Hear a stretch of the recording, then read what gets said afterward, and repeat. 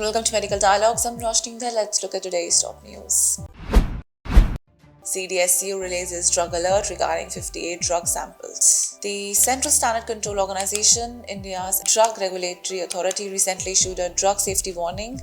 In the February 2023 alert, the CDSCO highlighted concerns over 58 medicine batches that failed during random sample testing, along with 2 drug samples identified as spurious.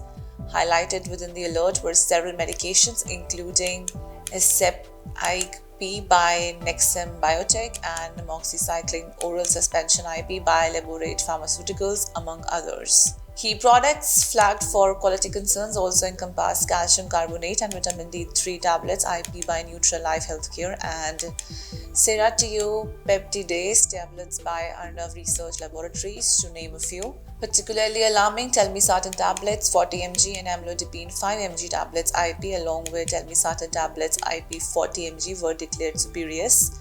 Glenmark Pharmaceuticals, cited on the label as the manufacturer, disavowed production of these batches, indicating they were counterfeit. This notification followed the testing of 1,167 drug samples, out of which 1,018 were deemed of standard quality, leaving 58 as not of standard quality. Issues leading to NSQ classification included assay failures, dissolution and disintegration test failures, and the detection of excessive water content and particulate matter. Can corporate hospitals advertise? The NMC, following directives from the Supreme Court, has scrutinized the issue of advertisements by corporate hospitals. A consensus within the NMC panel advocates for uniform advertisement regulations for both corporate and individual medical practitioners, emphasizing the adoption of ethical advertising as outlined in the NMC registered Medical Practitioner Professional Conduct Regulations 2023. The panel aims to ensure that advertising practices remain consistent across the healthcare sector.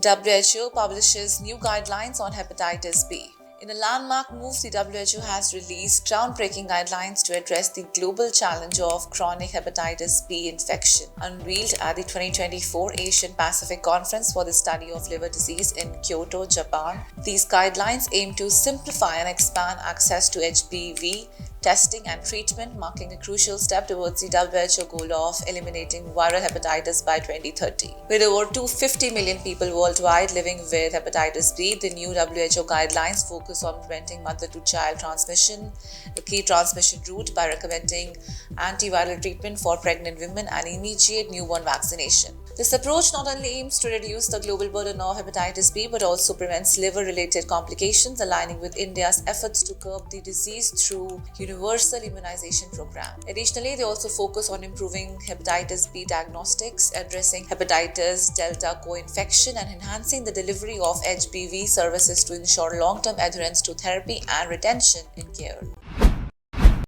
Almost 50,000 excess deaths estimated globally due to disrupted routine vaccinations, according to a study. A recent study published in the Lancet Global Health Journal reveals that pandemic-induced disruptions to immunization programs are estimated to cause nearly 50,000 additional global deaths between 2020 and 2030. The research, focusing on the impact of COVID-19 on measles, rubella, HPV, hepatitis B, meningitis A, and yellow fever vaccinations, predicts a significant portion of these deaths will occur in Africa and Southeast Asia, with measles vaccine disruptions contributing to over 44,000 of these excess fatalities. The study underscores the critical need for catch-up vaccination efforts, suggesting that such initiatives could prevent about 80% of these excess deaths. This research, carried out by the Vaccine Impact Modeling Consortium from 112 low and middle-income countries, highlights the urgent need for global cooperation and strong political will to restore